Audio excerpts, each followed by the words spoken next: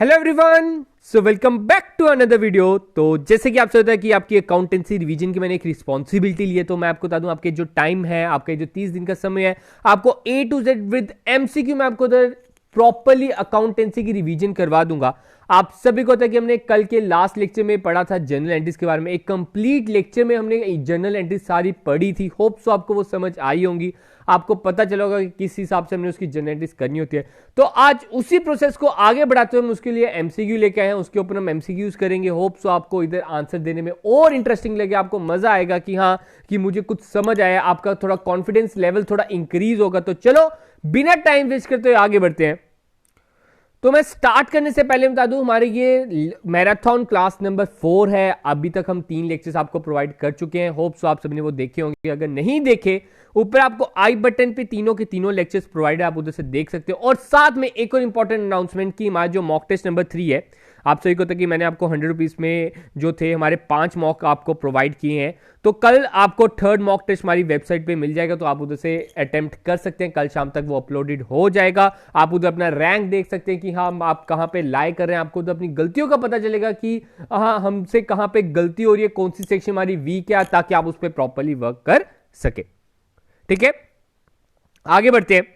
अब आज का पहला क्वेश्चन है, if one of the car purchase by car dealer is used for business purpose instead of resale, then it should be recorded by. ठीक है, तो हर एक वर्ड की अपनी एक इंपॉर्टेंस होती है, तो हर एक वर्ड को इंपॉर्टेंस दिया करो। क्या कह रहा है, अगर एक कार डीलर, ठीक है, कार डीलर ही कार परचेज कर रहा है बिजनेस पर्पस के लिए, उसको बेचना नहीं है उसने, then it should be recorded as. मतलब कि फॉर एग्जाम्पल मेरे गोडाउन में पड़ी हैं गाड़ियां, ठीक है, मैं एक कार डीलर हूं, मेरे गोडाउन में पड़ी हैं गाड़ियां। अब मुझे लगा कि हां मुझे अपने काम के पर्पस से एक गाड़ी की जरूरत है, तो मैंने क्या किया, अपने गोडाउन से एक गाड़ी ली और बिजनेस में लगा दी। अगर मैं अपने पर्सनल यूज के लिए लगाता, इधर बिजनेस पर्पस की जगह लिखा होता पर्सनल यूज, तो ड्राइंग होती। लेकिन मैं इधर क्या कर रहा हूं, बिजनेस पर्पस के लिए यूज कर रहा हूं। तो बिजनेस पर्पस के लिए यूज कर रहा हूं, तो क्या हो जाएगा, मेरे बिजनेस में क्या आई, एक गाड़ी आ गई, motor account debit, motor car account debit, क्योंकि हमारा क्या हुआ, एसेट बढ़ गया, अकाउंट डेबिट टू। अब कहां से आई गाड़ी, अगर तो मैं कैश पे लेता तो टू कैश, इन्होंने लिखा इंस्टेड ऑफ रीसेल, मतलब कि गोडाउन से उठा के कर दी, तो टू परचेज हम इसमें कर देंगे। इस कंसेप्ट को आप समझो। अगर मैंने परचेज की होती, हां मैंने परचेज की है, लेकिन मैंने परचेज करके पहले की रखी हुई थी, गोडाउन में पड़ी हुई थी, गोडाउन से मैंने अपने लिए लेके आया हूं, तो that will be motor car account debit to purchase, इसकी एंट्री हो जाएगी। आगे बात करते हैं क्वेश्चन नंबर 2 की, if wages are paid for the construction of business premises dash account is credited and dash account is debited. अगर आप वेजेस पे करते हो बिजनेस प्रेमिसेस की कंस्ट्रक्शन के लिए, तो कौन सा अकाउंट आपने क्रेडिट करना है। ऑब्वियस बात है, जब आप पे करोगे तो आपने कैश को डेबिट क्रेडिट करना है, सॉरी, जो आया वो डेबिट, जो गया वो क्रेडिट। तो पहले कॉलम में क्या आएगा, कैश। तो पहले और सेकंड कॉलम में पहले कॉलम में कैश सिर्फ और सिर्फ आपको फर्स्ट और थर्ड और फोर्थ ऑप्शन में ही मिल रहा है, तो मतलब कि मैं फर्स्ट और सेकंड ऑप्शन कट कर देता हूं। अब बात आती है कौन सा अकाउंट हम डेबिट करेंगे। अब मैंने आपको कल ही बताया था, जब भी हमारा कोई खर्चा फिक्स एसेट्स पे होता है तो हम उसकी कॉस्ट में इंक्लूड करते हैं, तो हम प्रीमिसेस में ही वो इंक्लूड करेंगे, तो प्रीमिसेस को ही हम डेबिट करेंगे। तो इसका आंसर क्या रहेगा, डी ऑप्शन। तो सेकंड का आंसर क्या है, डी ऑप्शन। आगे बात करते हैं क्वेश्चन नंबर 3 की, value of goods withdrawn by the proprietor for its personal use should be credited to. ठीक है, अब ध्यान से समझा करो, value of goods withdrawn by the proprietor for its personal use, अपने पर्सनल यूज के लिए। ठीक है, हम समझ गए सर, आपने बोला हाँ जहां भी पर्सनल यूज वर्ड यूज होगा तो आपके उधर ड्राइंग आने वाली है। हाँ ड्राइंग है, तो बच्चे उधर क्या कर देंगे, ड्राइंग टिक कर देंगे। तो मैं बता दूं इसका आंसर ड्राइंग नहीं है, क्योंकि इधर क्रेडिटेड बोला है। सबसे पहले आपको जनरल एंट्री करना आनी चाहिए, तो इसकी जनरल एंट्री क्या हो जाएगी, drawing account debit to purchase. ये हमने कल एंट्री की भी है। ठीक है, अगर किसी को लास्ट लेक्चर में अच्छी तरह समझ आया तो वो आसानी से इसका आंसर दे सकता है। टू परचेज है तो क्रेडिट इसमें क्या हो रहा है, परचेज अकाउंट हो रहा है, तो थर्ड का आंसर क्या रहेगा, डी ऑप्शन। अब हम फोर्थ की बात करते हैं, stationery mart will debit the purchase of stationery to. ठीक है, अब एक स्टेशनरी मार्ट है, स्टेशनरी मार्ट का मतलब हो गया कि मेरा स्टेशनरी का बिजनेस है। ठीक है सर, मेरा स्टेशनरी का बिजनेस है, मैं मान लेता हूं कि हाँ मेरा बिजनेस है, will debit the purchase of stationery. अब मेरे बिजनेस में जब स्टेशनरी आएगी तो मैं किस में डेबिट करूंगा, तो वो उसको मैं डेबिट करूंगा इन गुड्स। तो गुड्स को हम वर्ड यूज नहीं करते हैं, तो कहां पे आ जाएगा वो, परचेज अकाउंट में। आगे बात करते हैं। जर्नल इज ऑल्सो कॉल्ड, ठीक है, जर्नल को हम किस नाम से जानते हैं, ये आप सभी को पता है, दैट इज डे बुक। अब दूसरा नाम जो है, इसका एक को नेम है, वो आप जल्दी से कमेंट सेक्शन में लिख के बताओ। The journal is also known as. 6th question, a journal is called a book of primary entry, secondary entry, final entry की नन ऑफ दिस। तो जो 6th का आंसर आता है that is B option, sorry A option. Primary entry रहेगा जो journal है, it is known as the primary entry, a book of primary entry, क्योंकि फर्स्ट टाइम जो एंट्रीज होती है वो जनरल में ही होती है। Salary paid is related to, अब जब आप सैलरी पे कर रहे हो तो वो कौन से अकाउंट के रिलेटेड है, ठीक है, real account, personal account, nominal account, बिल्कुल बेसिक सा क्वेश्चन है, it is related to your nominal account. आगे बात करते हैं, फर्स्ट ट्रांसैक्शन इज रिटर्निंग। तो अगर आप पहली बार कोई ट्रांसैक्शन लिख रहे हो, अभी मैंने आपको ऊपर बताया कि सबसे पहले हम ट्रांसैक्शन कहां पे लिखते हैं सर, जनरल में लिखते हैं, ठीक है। Salary paid to Ram and employ of the firm will debit to, ठीक है। अब मैंने आपको बताया था सैलरी इज आर एक्सपेंस, चाहे आप सैलरी राम को दो, श्याम को दो, मोहन को दो, सोहन को दो, हमें नाम से कोई लेना देना नहीं है। अगर वो बिजनेस का एक्सपेंस है तो हमने एक्सपेंस का नाम लिखना है, ना कि किसी पर्सन के नेम को सिग्निफाई करना है। हमने सिंपली लिखना है, इसकी एंट्री हो जाएगी सैलरी टू कैश, ठीक है, सैलरी टू कैश। अब इसमें डेबिट क्या हो रहा है सर, डेबिट हमारा हो रहा है सैलरी अकाउंट, तो इसका आंसर क्या रहेगा 9th का बी ऑप्शन। इस चीज को ध्यान रखना, ये एक्सपेंस है, चाहे हम राम को सैलरी दे, श्याम को दे, मोहन को दे, सोहन को दे, nothing will matter. 10th question, recovery of old bad debts return of is credited, ठीक है। अब आप ओल्ड बैड डेब्ट्स को रिकवर कर रहे हो, ठीक है, आपके जो रिटर्न ऑफ कर चुके थे, हुआ क्या, मेरा पैसा डूब चुका था एक्चुअल में, लेकिन कभी कभी किस्मत अच्छी होती है, डूबा हुआ पैसा भी वापस आ जाता है। वो जो डूबा हुआ पैसा आपको वापस आया, पहले आपको उसकी जनरल एंट्री करनी चाहिए। सो उसकी जनरल एंट्री हो जाएगी, मेरे पास पैसा आया, मैं बहुत खुश हो गया, कैश अकाउंट डेबिट। और दूसरा, to bad debts recovered account, bad debts recovered account, तो इसमें क्रेडिट पूछ रहा है, तो रिकवर्ड क्या, आप जो बैड डेब्ट्स रिकवर्ड है इट विल बी क्रेडिटेड, तो 10th का आंसर क्या रहेगा डी ऑप्शन, ठीक है, bad debts recovered.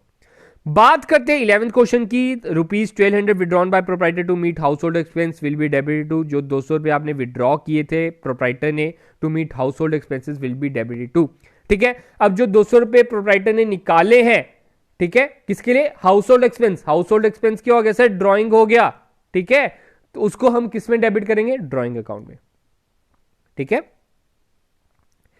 LIC premium of proprietor paid by a firm will be debit, बड़ा इंपॉर्टेंट क्वेश्चन है, जो थोड़ा सा ट्रिकी क्वेश्चन डाल सकते हैं ना एग्जामिनर, ये डाल सकता है।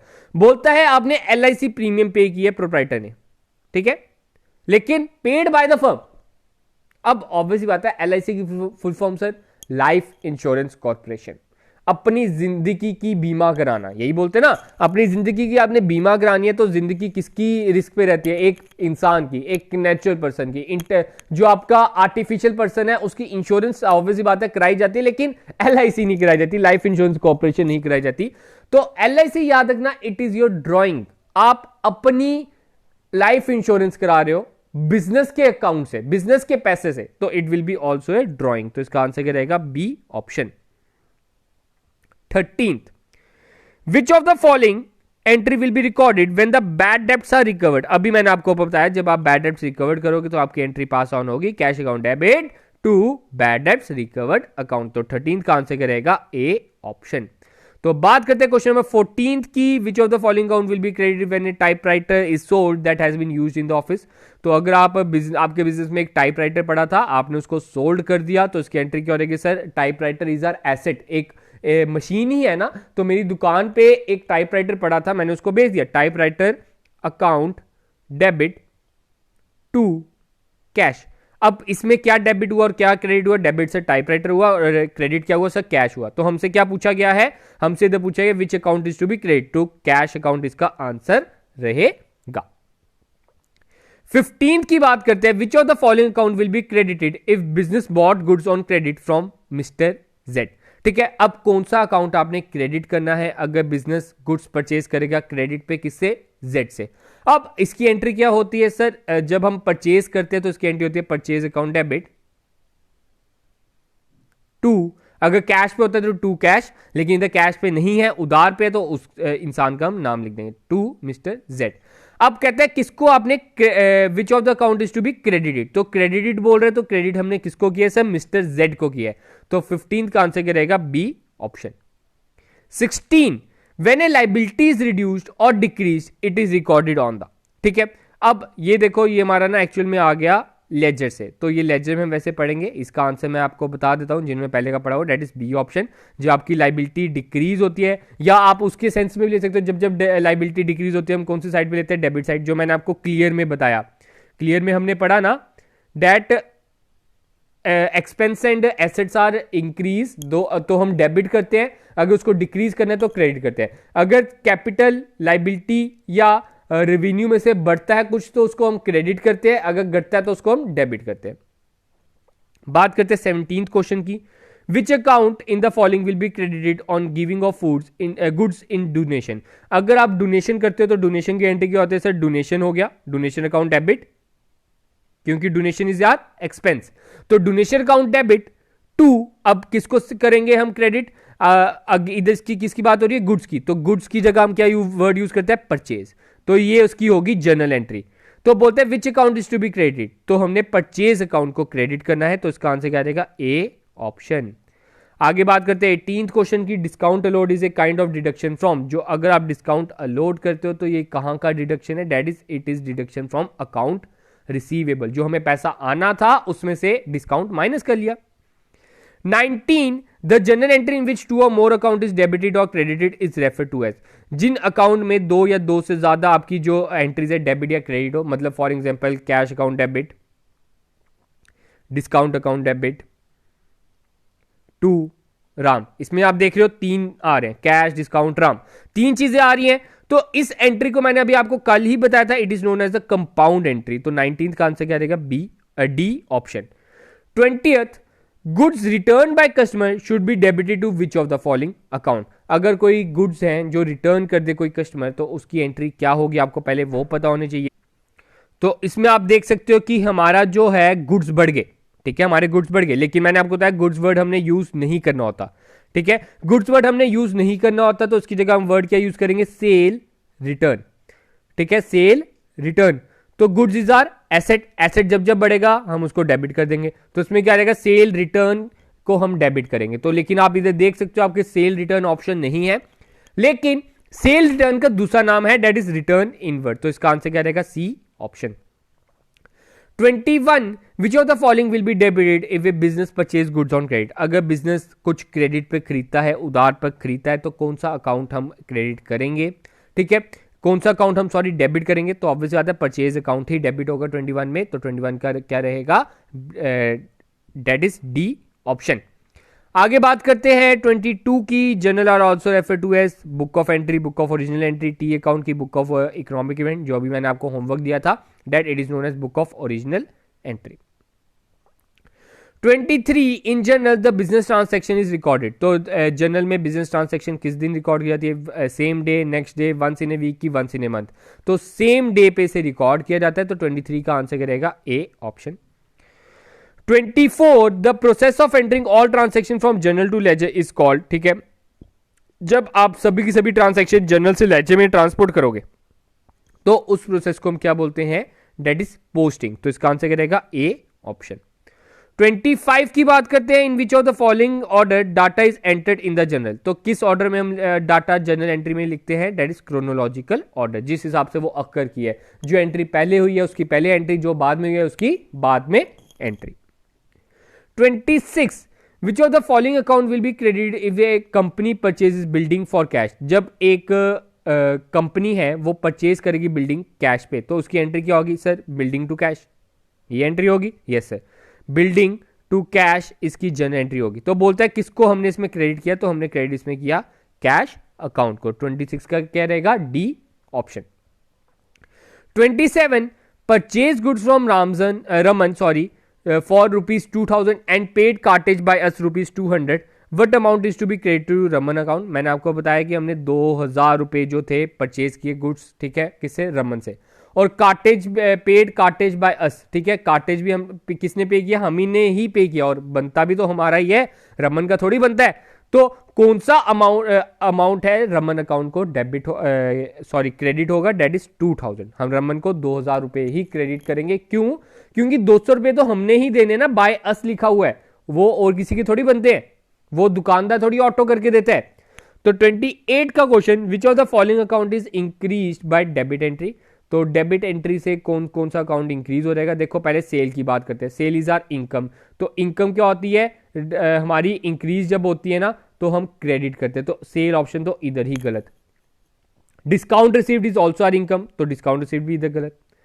परचेज रिटर्न, परचेज का उल्टा होता है, तो परचेज रिटर्न भी इधर गलत। तो इसका आंसर क्या जाएगा? Machine account. Machine account is our asset. Asset जब जब बढ़ता है तब हम उसे क्या करते हैं? डेबिट करते हैं। तो 28 का आंसर क्या रहेगा? A option. 29, debit note is the basis for recording transaction in which of the following journal. तो डेबिट नोट एक्चुअली हम बनाते हैं, आपको मैं ऊपर दिखा देता हूँ, परचेज रिटर्न के टाइम पे बनाते हैं, मैं आपको बता दूं, ठीक है। अभी आगे लेक्चर के एंडिंग में हमने एक और वो पढ़ना है, एक टॉपिक पढ़ना है, दैट इज वाउचर, क्योंकि सिलेबस भी तो कंप्लीट करना है, सिर्फ और सिर्फ एमसीक्यू नहीं करने, हमने अभी वाउचिंग को टॉपिक भी इधर कंप्लीट करना है, ठीक है। तो डेबिट नोट हमें एक्चुअली में बनाते हैं परचेज रिटर्न के टाइम पे, तो परचेज रिटर्न जर्नल में हम उसे डालेंगे। 30th, credit note. तो क्रेडिट नोट आपका सेल रिटर्न का होता है, तो 30th का आंसर क्या रहेगा? B option. 31, mister X is a dealer in electronic goods, ठीक है, इलेक्ट्रॉनिक गुड्स में वो डीलर है। He purchase 2 AC and installed in his showroom. In the books of X the cost 2 air conditioner will be debited to, ठीक है। अब बोलता है मिस्टर एक्स जो है एक डीलर है इलेक्ट्रॉनिक गुड्स में, उन्होंने 2 कंडीशनर लिए और उन्होंने अपने शोरूम में इंस्टॉल किए। शोरूम तो दुकान का ही है ना, बिजनेस का ही है ना, अपने घर पे तो नहीं किए। अगर घर पे किए होते तो हम ड्राइंग लेते, तो शोरूम में ही किए उन्होंने, तो हम इसको किसके लिए डेबिट करेंगे? तो फिक्स्ड एसेट्स में डेबिट करेंगे, ना कि ड्राइंग्स अकाउंट में डेबिट करेंगे। तो इस कंसेप्ट को थोड़ा सा ध्यान रखो, उन्होंने अपने शोरूम में किए हैं, अगर घर पे किया होता तो हम इसको ड्राइंग कंसिडर करते। बोलता है एक एसेट खरीदा 10 लाख का with the down payment of 2 lakh and bill accepted for 8 lakh. What will be the effect on the total asset and the total liability in the balance sheet?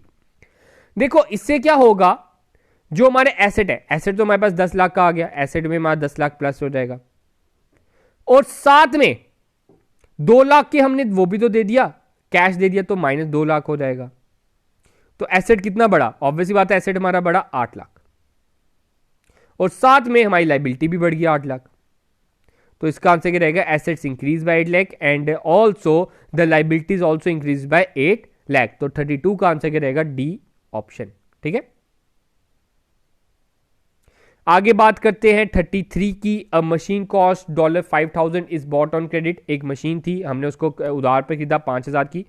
Subsequently 1,000 of the डेप्ट is paid by cheque. 1,000 को हमने क्या किया? Cheque से pay किया। And which of the following correctly records the transaction, ठीक है। तो सबसे पहले इसकी ट्रांसेक्शन आपको पता होना चाहिए। हमारे पास मशीन आई, हमने सिर्फ और सिर्फ चेक से 1,000 की ही पेमेंट की है, तो पहले हमारे पास डेबिट क्या होगा? Machine account debit. To cash की जगह हम बैंक यूज करेंगे, ठीक है। बैंक क्यों यूज करेंगे? क्योंकि हमने चेक दिया। और 2 आप कह सकते हो कि पेएबल, हमने इनको पे करना है, ठीक है, ठीक है। तो इसका आंसर क्या रहेगा? डेट डी ऑप्शन, ठीक है। डी ऑप्शन में आपको एक बार समझा देता हूं, कभी कभार एग्जाम ने इस तरह की, उन्होंने क्या किया, ये कंपाउंड एंट्री बनाई है। कंपाउंड एंट्री किस हिसाब से, कंपाउंड नहीं, इन्होंने सेपरेट एंट्री बनाई है।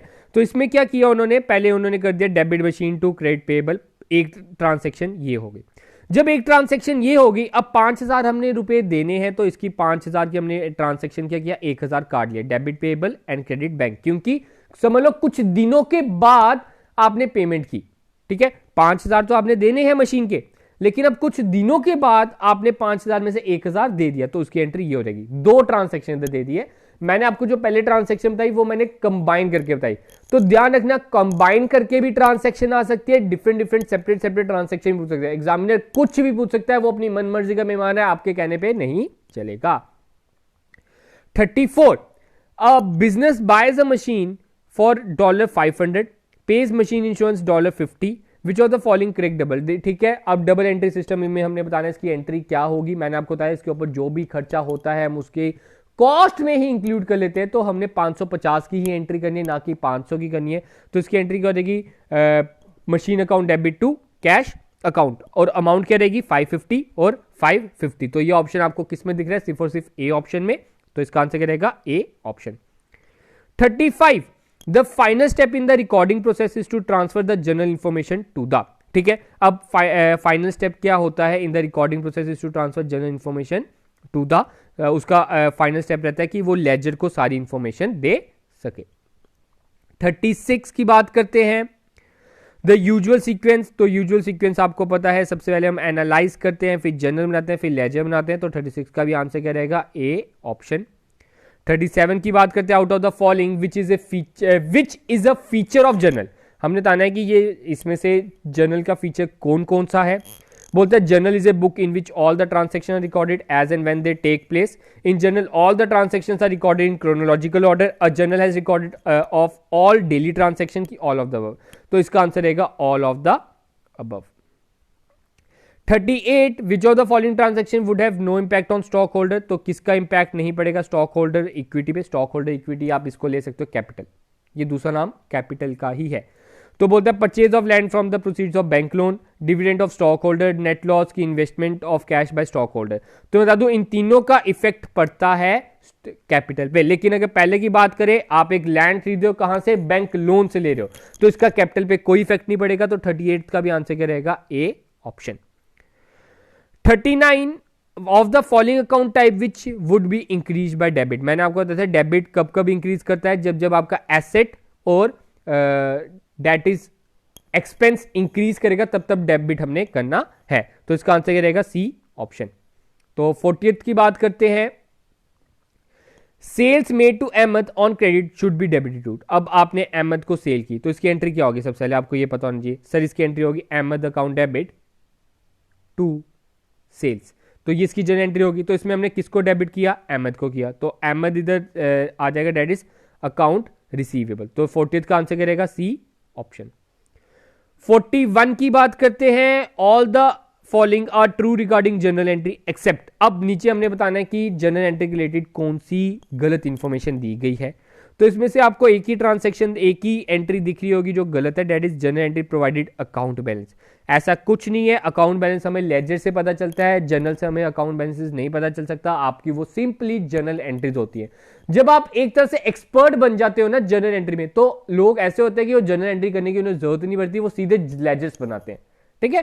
तो जनरल एंट्री का कुछ ज्यादा इंपॉर्टेंस नहीं है, मैं बता दूं, बस वो एक तरह से बेस है, नींव है अकाउंटेंसी की।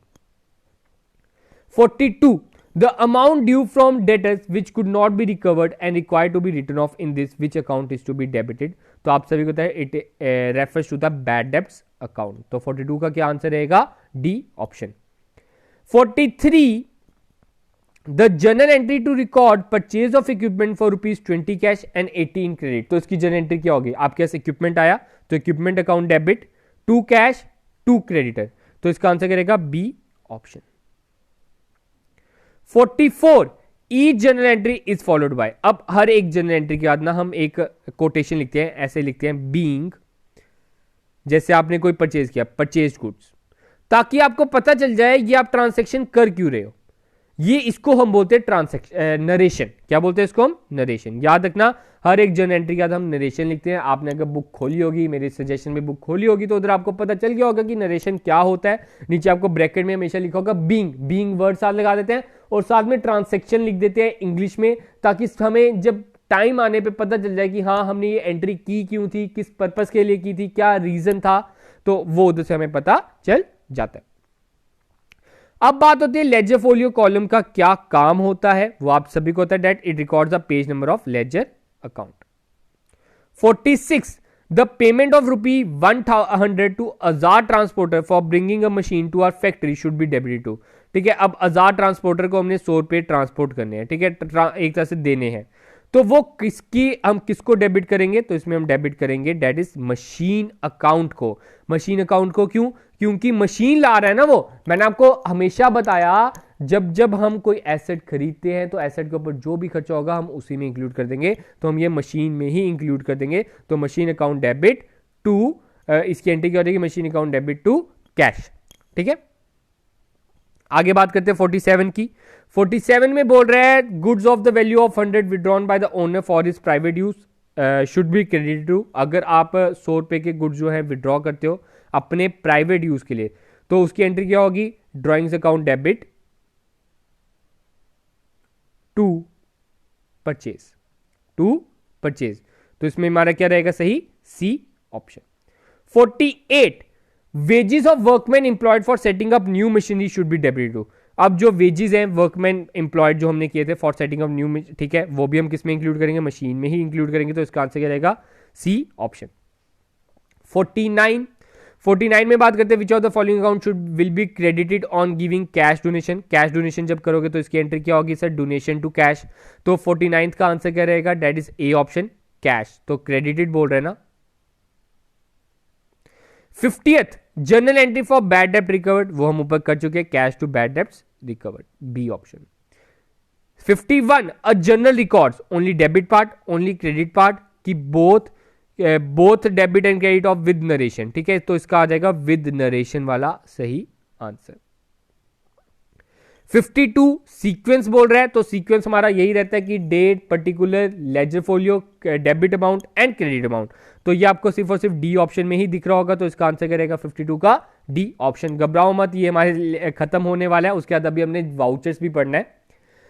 Compound journal entry contains, compound journal entry में क्या होता है, more than one debit entry, more than one credit entry, की मोर देन वन डेबिट और more than one credit entry, और बोथ की नो नरेशन। तो दोनों डबल डबल हो सकते हैं, 3 3 हो सकते हैं, 4 4 हो सकते हैं, तो इसका आंसर क्या रहेगा, सी ऑप्शन, ठीक है। कंपाउंड एंट्री क्या है, जिसमें हम डेबिट भी 2 3 रखेंगे, क्रेडिट भी 2 3 रख सकते हैं, जितना मन करे रख सकते हो, लेकिन 2 से ज्यादा होते हैं उसको बोलते हैं compound entry. 54 which of the following is the correct entry to record a cash purchase of ₹3000 from Amar. अगर आप अमर से कैश परचेज कर रहे हो तो इसकी एंट्री क्या हो जाएगी, परचेज टू कैश ही हो जाएगी, क्योंकि आप कैश परचेज कर रहे हो, ठीक है। तो अमर की तो कोई वैल्यू रही नहीं, अमर नाम की कोई वैल्यू नहीं रही, तो इसकी एंट्री क्या हो जाएगी, परचेज टू कैश। तो इसका आंसर क्या रहेगा, C option. 55 North buys goods from East on credit for 6250 less trade discount, ठीक है। ट्रेड डिस्काउंट मैंने आपको बोला, जब भी ट्रेड डिस्काउंट लिखा हो तो हम उसको जर्नल एंट्री में लिखते नहीं है, उसकी सिर्फ और सिर्फ अमाउंट डिडक्ट करते हैं। तो सिंपली हम 6250 में से 20% डिडक्ट कर लेते हैं, तो इसका आंसर आता है 5000, ठीक है। 5000 बचता है, तो 5000 की हम इसकी जर्नल एंट्री कर देंगे, तो इसकी जर्नल एंट्री क्या हो जाएगी, डेट इज 55 का आंसर आ जाता है B option, purchase account debit to East account. 56 Ram has a balance of 5 lakh on its creditor ledger control account at the end of March, what does this mean, ठीक है। अब हमने ना अपना लेजर अकाउंट देखा, तो उसमें देखा 5 लाख का क्रेडिटर अकाउंट शो कर रहा है, तो इसका मतलब क्या है, दैट ही ओज 5 लाख टू हिज सप्लाई, मतलब कि उसने अपने सप्लायर्स को 5 लाख रुपए देने हैं। 57 received 1000 from Dinesh in full settlement against the amount due from his 1050, which amount entry to be record, ठीक है। इसमें हम 50 रुपए का डिस्काउंट शो करेंगे, तो 57th का आंसर करेगा C option, cash account debit discount allowed account debit to Dinesh account. याद रखना डिस्काउंट हमेशा कैश के साथ आता है, पहले cash account debit, discount allowed account debit to Dinesh. Dinesh को हमने कितने देने थे, 1050, 1000 हमने कैश को कर दिया और डिस्काउंट अलोड में हमने 50 रुपए जो हमें डिस्काउंट मिला। 58 when check issued to Ram has been dishonored due to some circumstances, then the act to be debited will be, ठीक है, अकाउंट सॉरी। तो कहता है जब आप किसी कोई चेक देते हो और वो डिसऑनर हो गया, फॉर एग्जांपल आपने चेक दिया, तो उसकी एंट्री क्या होगी सर, उसकी एंट्री होगी डेट, फॉर एग्जांपल मैंने राम को दिया, ठीक है, राम टू बैंक, लेकिन अगर ये चेक जो है डिसऑनर हो जाए तो इसकी एंट्री इसकी उल्टी हो जाएगी, मतलब बैंक डेबिट टू राम। तो इस अकाउंट में हमने किसको डेबिट किया है आप देख सकते हो, तो 58 का आंसर रहेगा बी ऑप्शन, बैंक में हमने डेबिट किया है। इसकी एंट्री ट्रांसैक्शन याद रखना उल्टी हो जाती है डिसऑनर में, डिसऑनर मतलब जब आपका जो चेक है बाउंस हो जाए। 59 goods destroyed in fire the journal entry will be, जब आपके गुड्स जो है डिस्ट्रॉय हो जाए आग में, ठीक है, तो उसकी जनरल एंट्री क्या रहती है, तो आपको बताया it is loss due to fire to purchase account, तो इसका आंसर करेगा 59 का बी ऑप्शन। आज का last question, that goods destroyed in fire 100 and insurance company ने बोला मैं 50 रुपए क्लेम कर लेती हूं, और इसकी जनरल एंट्री क्या होगी? आप सभी को पता है कि सबसे पहले लॉस तो हुआ, 100 रुपए का लॉस हुआ था, लेकिन 50 रुपए रिकवर हो गए। तो आप कह सकते हो कि आपकी लॉस सिर्फ और सिर्फ कितने का हुआ है? 50 रुपए का। बैंक में आपको 50 रुपए आ गए, टू परचेजेस में से कितना कट गया? 100 रुपए का। ठीक है, बैंक मतलब इंश्योरेंस आपको 50 रुपए की आ गई, तो इसका आंसर क्या रहेगा? B option. Hope so clear होगा। ये हमारे जर्नल एंट्री के एमसीक्यू इधर खत्म होते हैं। अब मैंने आपको एक वादा किया कि ये देखो, हमने सिलेबस भी कंप्लीट करना है, स्टेबिलिटी टाइम में हमने इसको प्रॉपरली एनालाइज भी करना है, अपनी प्रॉपर प्रैक्टिस भी करनी है। तो उसके लिए मैंने आपको बताया था कि आप मॉक टेस्ट दे सकते हो, जो कल से आपको मॉक टेस्ट नंबर 3 अवेलेबल हो जाएगा हमारी वेबसाइट पे, आप उसे अटेम्प्ट कर सकते हो। आपको सिर्फ और सिर्फ रुपीज उधर अगर आप कूपन कोड यूज करोगे टॉप 100, ठीक है, उधर आपको 100 रुपए में 5 मॉक टेस्ट मिल जाएंगे। 2 मॉक टेस्ट ऑलरेडी अपलोडेड है। अब जैसे ही आपके एडमिट कार्ड आउट होते हैं तो हम आपका 4th और 5th भी अपलोड हो जाएगा। तब तक लिए आप उसे मॉक टेस्ट नंबर 3 दीजिए, अपने आप को एनालाइज कीजिए, अपनी गलतियों को पहचानिए। अब बात आती है कि मॉक टेस्ट देना कैसे है। आप हमारी वेबसाइट पे जा सकते हो, वेबसाइट का नाम है igclasses.in। ठीक है, ये हमारी वेबसाइट है, तो आप इधर जाइए, इधर लॉग इन कीजिए, इधर अपना अकाउंट बनाइए। अकाउंट बनाने के बाद उधर आप कूपन कोड यूज कीजिए, आपको उधर 100 रुपीज में 5 मॉक टेस्ट मिल जाएंगे। अब बात करते हैं हमारा आज का topic, that is voucher. Voucher के बारे में पढ़ेंगे। ठीक है, अब आपको पता होगा कि आपका एक को टॉपिक है, that is voucher approach in accounting. तो आज की लेक्चर में जाते वक्त इसकी थोड़ी सी एंडिंग कर देते हैं। ये टॉपिक एक पढ़ लेते हैं, छोटा सा टॉपिक है, आपका एक को टॉपिक उधर से डिडक्ट हो जाएगा। आपको एक रिवाइज करवा देता हूँ। एक बार पढ़ाया हुआ हमने ऑब्वियसली, एक बार क्या 2-3 बार पढ़ाया हुआ है। तो बात होती है वाउचर अप्रोच इन अकाउंटिंग। अभी हमने पढ़ा सर जनरल, ठीक है, क्लियर है। अब जनरल में मेरा मन किया ट्रांसैक्शन करने का, तो क्यों मैं करते रहूं। मेरा आज मन किया चलो मैं सैलरी की ट्रांसैक्शन करता हूं, salary account debit to cash. मेरा मन किया कि आज मैं जनरल एंट्री करता हूं, machine account debit to cash. इससे क्या होगा, मेरी ना एसेट्स बड़े ज्यादा आएंगे। तो ये सही अप्रोच है? नहीं। अब देखो क्या है, जनरल एंट्री हम ऐसे नहीं कर सकते, उसके लिए कुछ प्रूफ होना चाहिए कि आप ये जो जनरल एंट्री कर रहे हो किस बेसिस पे कर रहे हो। आपके पास क्या प्रूफ है कि आपने मशीन खरीदी है, आपके बिजनेस में पड़ी है? क्या प्रूफ है? तो उस प्रूफ को शो करने के लिए होता है सोर्स डॉक्यूमेंट, और इस सोर्स डॉक्यूमेंट को देखकर ही हम जनरल एंट्री करते हैं। ध्यान रखना, अभी ध्यान से सुनना। आपने ब्लैक मनी के बारे में सुना होगा, आपने देखा होगा कि बड़ी बार आपके न्यूज में आता है कि हाँ इस फलानी कंपनी ने आपका जो बैलेंस शीट है वो गलत बताई, उनके एसेट्स इतने नहीं थे, लेकिन वो अपने एसेट्स इतने ज्यादा बताते थे। क्यों बताते थे? उनकी वो गलती कैसे ढूंढी? Just because of source document. हम उनको बोलेंगे आप अपना सोर्स डॉक्यूमेंट दिखाओ, या उनकी इंस्पेक्शन होगी, हम उधर जाके देखेंगे कि हाँ आपके पास 50 लाख की मशीनरी पड़ी भी है कि नहीं। आपने जो बताया, इतनी बैलेंस शीट में बताया कि मेरे पास इतने एसेट्स एंड सो ऑन, तो क्या उतने पड़े भी हैं कि नहीं। तो सोर्स डॉक्यूमेंट इधर बड़ा इंपॉर्टेंट रोल प्ले करता है। तो ये टॉपिक बड़ा इंपॉर्टेंट जाने वाला है, इसके रिलेटेड आप 1-2 एमसीक्यू एक्सपेक्ट कर सकते हो। हम इसमें वो भी डिस्कस करेंगे कि किस तरह का एमसीक्यू आपको पंचायत अकाउंट सिस्टम में इसके रिलेटेड को एमसीक्यू आपको देखने को मिला।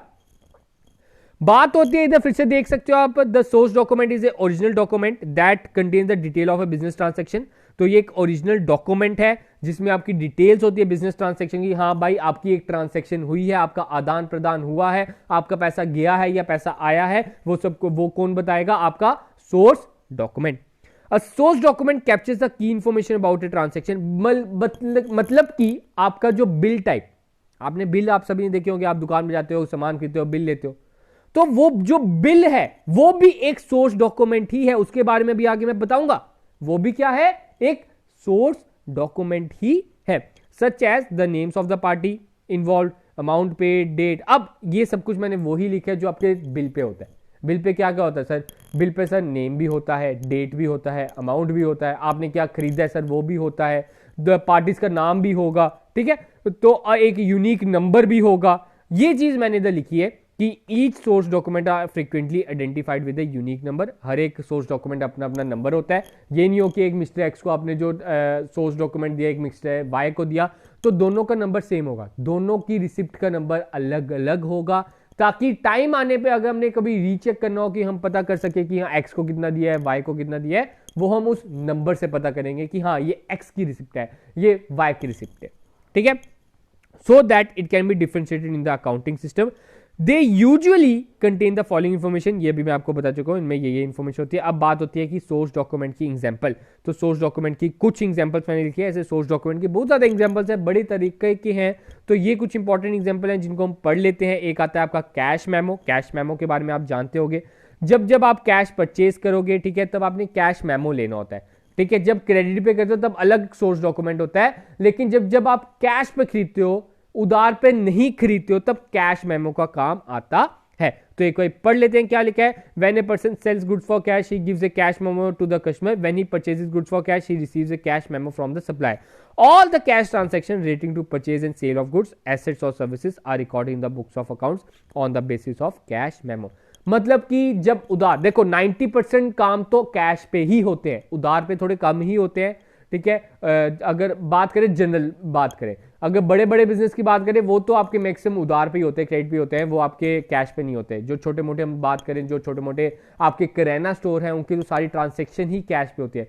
तो उस टाइम पे हमें क्या मिलता है, कैश मेमो. अगर आप उसकी प्रॉपरली पेमेंट करके सामान ला रहे हो, वो आपको क्या देगा, कैश मेमो. ध्यान से समझना, बिल अलग चीज होती है, कैश मेमो अलग चीज होती है. कैश मेमो वो है जब आप किसी को पैसे देके सामान लाते हो.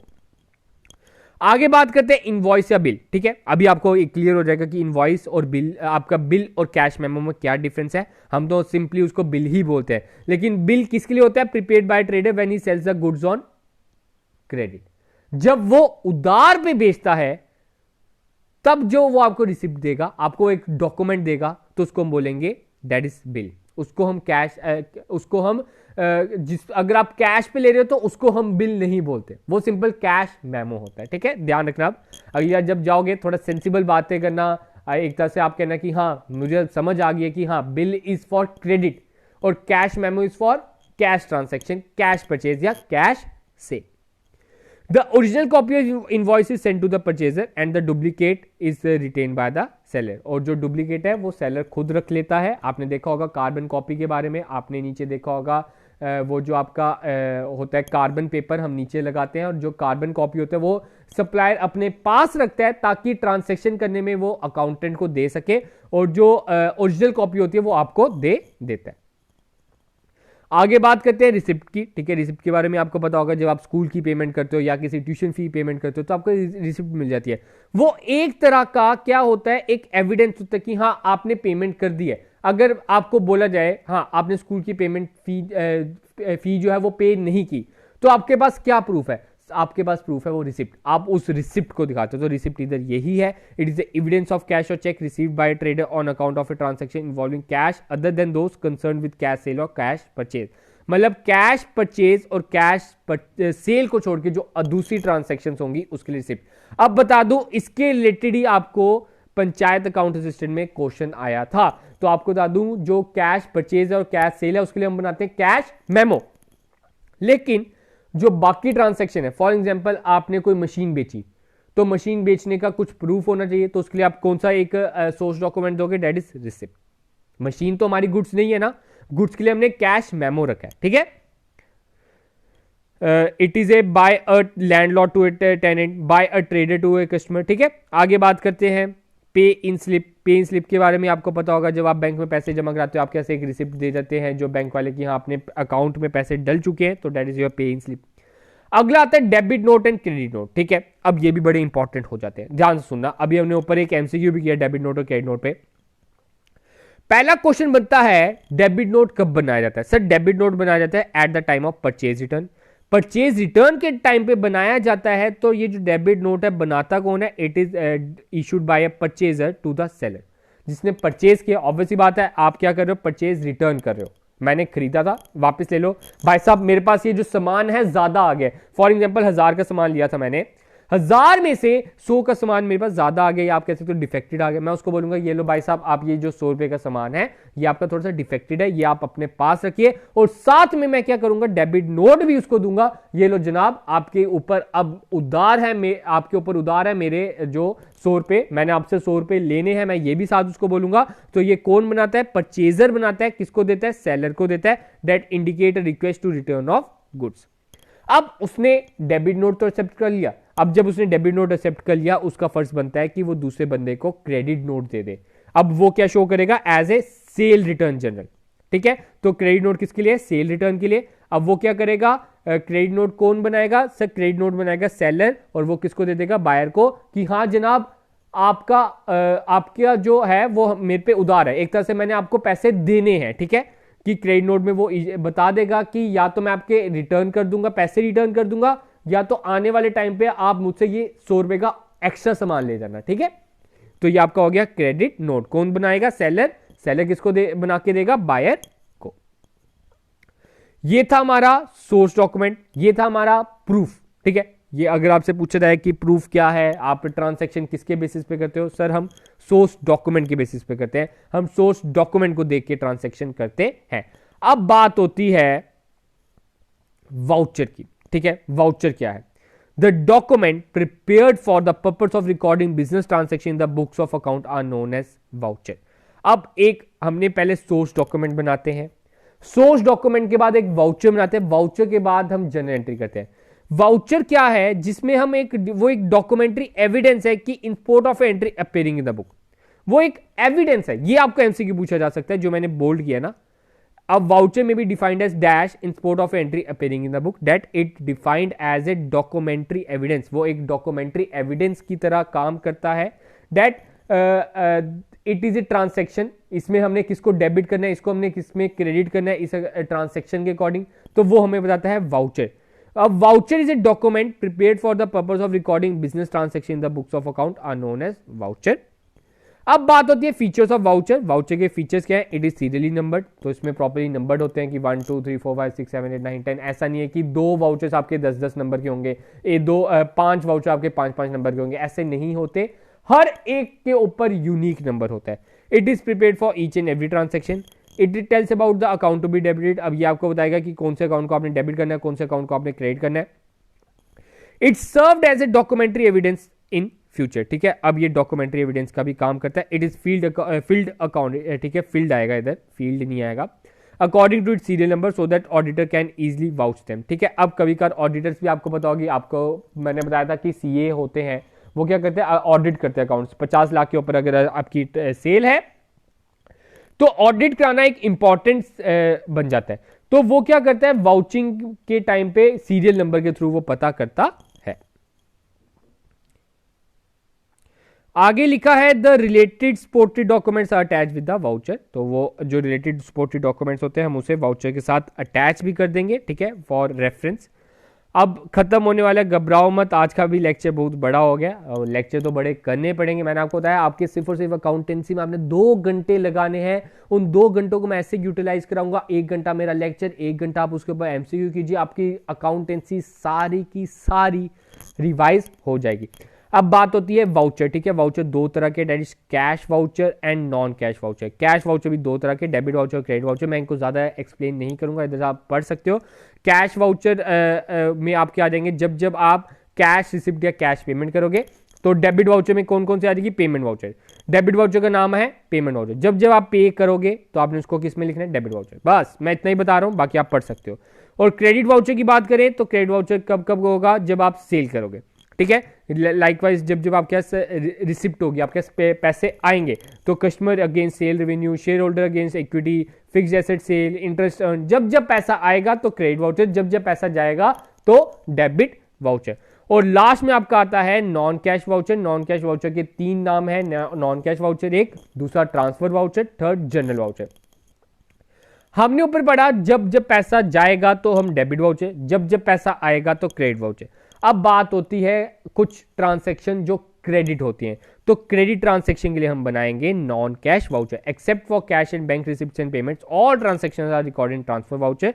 This voucher also known as general voucher. Usually this voucher is prepared for credit sale और क्रेडिट परचेज एंड ट्रांसफर। अब इसका क्या फायदा होता है? फॉर एग्जाम्पल, एक आपको एग्जाम्पल दे रहा हूं ताकि आपको और अच्छी तरह समझ आ जाए। एक मिस्टर ए थे, ए ने क्या किया? अपना एक वाउचर ट्रांसफर कर दिया बी के नाम पे। हाँ, मैंने तुझे 100 रुपया देना है। ठीक है, उन्होंने क्या कर दिया?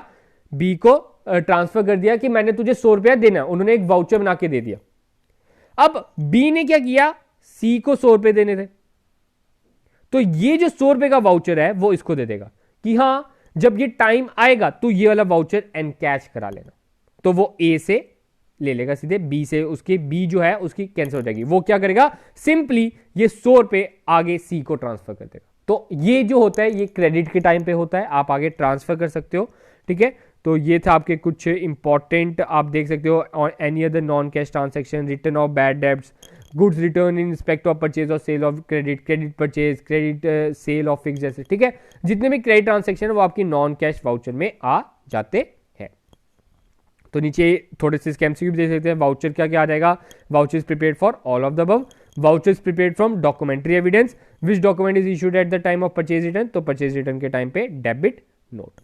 ठीक है, तो यही थे कुछ इंपॉर्टेंट वाउचर के बारे में और जनरल के एमसीक्यू। होप सो आपको एमसीक्यू समझ आए होंगे, आपका जो जनरल है वो क्लियर हुआ होगा, आपका अच्छी तरह रिवाइज हो गया होगा।